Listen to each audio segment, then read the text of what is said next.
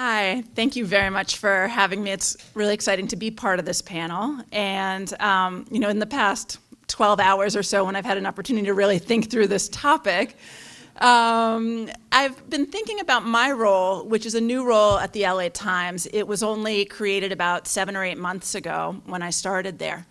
And my role is to connect readers to the LA Times, to find ways for readers to contribute, or at least the role as I understand my role. And it's also to connect our stories better to readers. And, to what Emma was saying in terms of them being 100% an advocacy organization, we're 100% a journalism organization.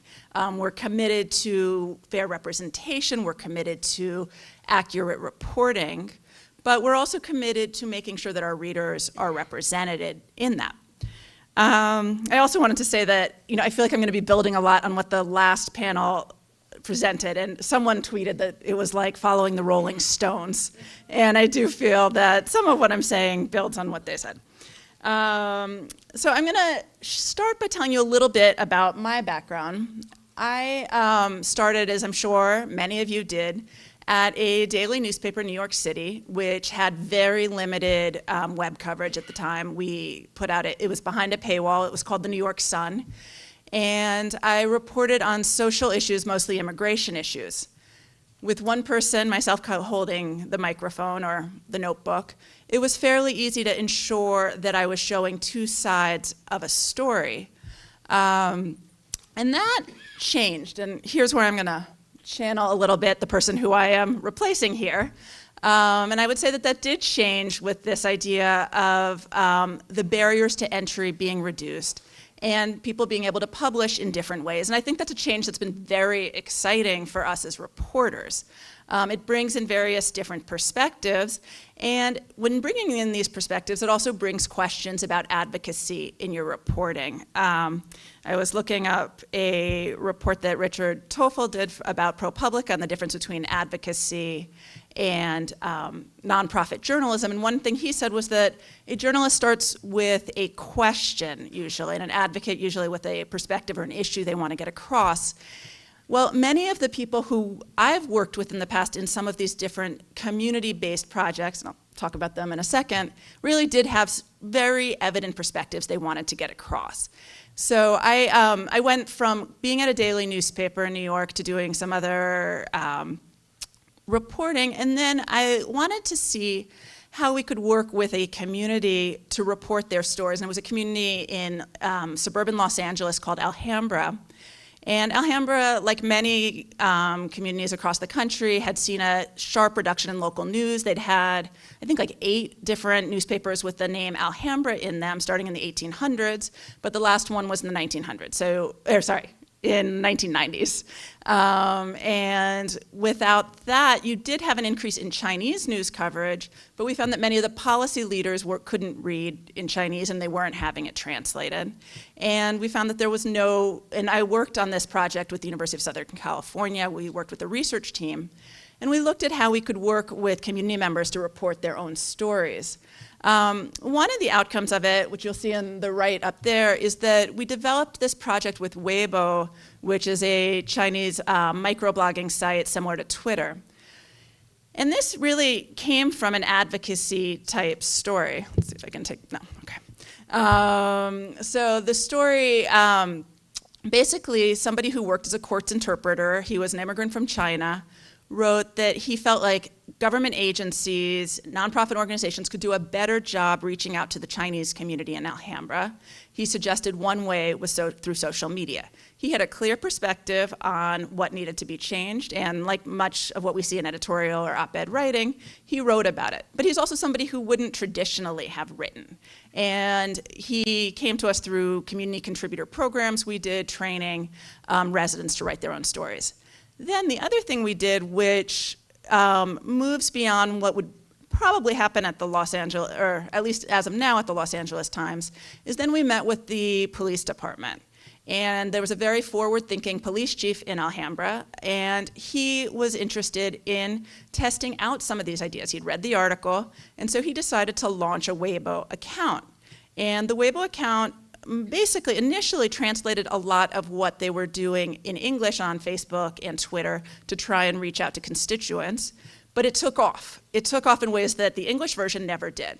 And I mean, the English version's fine, so it's doing just fine. But the Chinese version has had, it has more than 40,000 followers, and people were writing in questions to the police chief about, could I leave my child home alone? What are the rules in the United States? What do I do if there's a hit and run?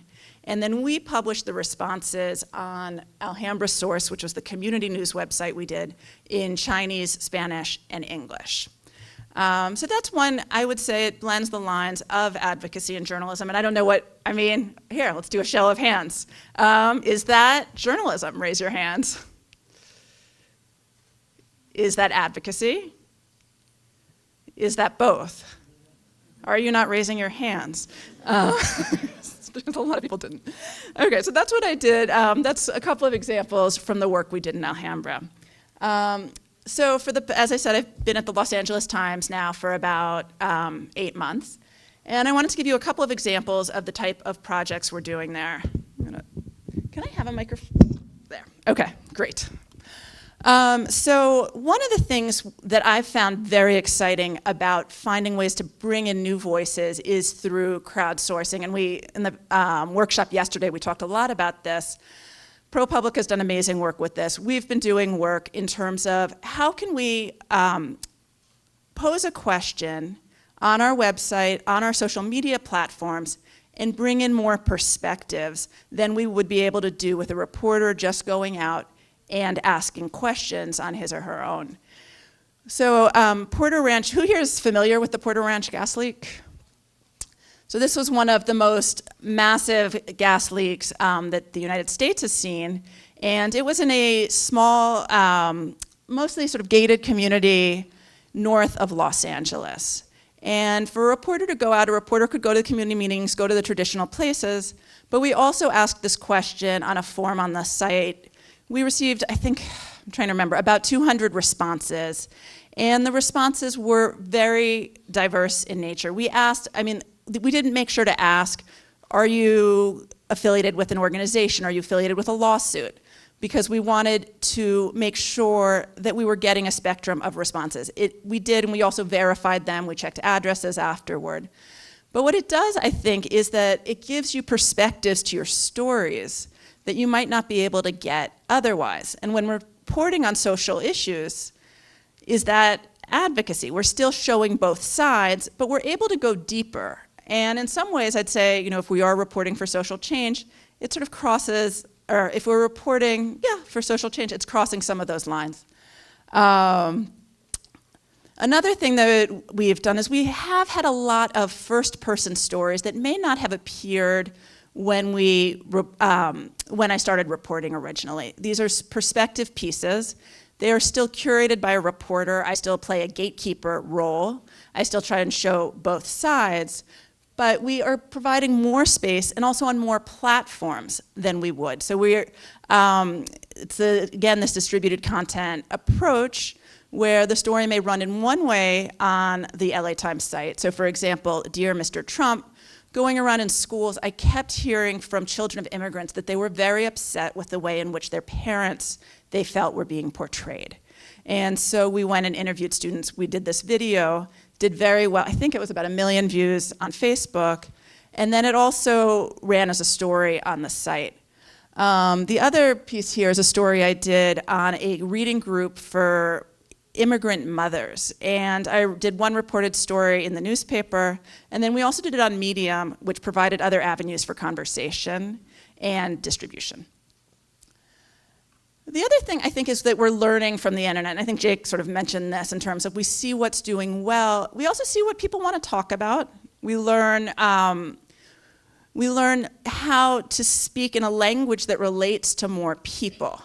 And this can be criticized at times, but we can also do serious reporting that connects with our readers. And we can also take a stand about an issue that we think is important, even as we do reporting that shows both sides. And I think the other thing I would mention, this is the Oscars. So does everyone know raise your hand if you know what happened with the Oscars this year. I'm just curious how International then went, okay, so most people here know, but basically all of the candidates, with the exception of one for actor, actress, and director, were white. And so this was a couple of different ways we reported on it. The one on the right is from a slow blog. Basically, it's like a live blog that collects our stories, but a little slower. So I think we call it a slog sometimes. For this one, it's also a fun piece, and we are curating from elsewhere. I think the other thing the internet teaches us, and maybe this relates to advocacy, is to be a little bit more fun with our reporting, even on serious issues. And then the other one that I thought the Texas Tribune and others brought up is, okay, our objective as reporters is to reach as many people on critical issues, but often also we're providing tools now. We're providing databases that people can use to get information that's specific to themselves. And so you can have a massive thing like there's hundreds, I think 700 schools in LAUSD. And this database took all of the schools and it ranked them. And in Los Angeles, which is the cultural capital of the United States, there are schools without music programs. There are schools lacking art. And this database ranks them on an A, B, C, D level. And then we also translated into Spanish, which was the first time in the more than 130-year history of the Los Angeles Times that we translated a database. And we wanted to do that because more than 70% of students in LAUSD are Latino. But this is an example of being able to use the internet to advocate in many ways for our readers, which also amplifies our reach. So I'm looking forward to hearing more and discussing this with all of you. Thank you so much.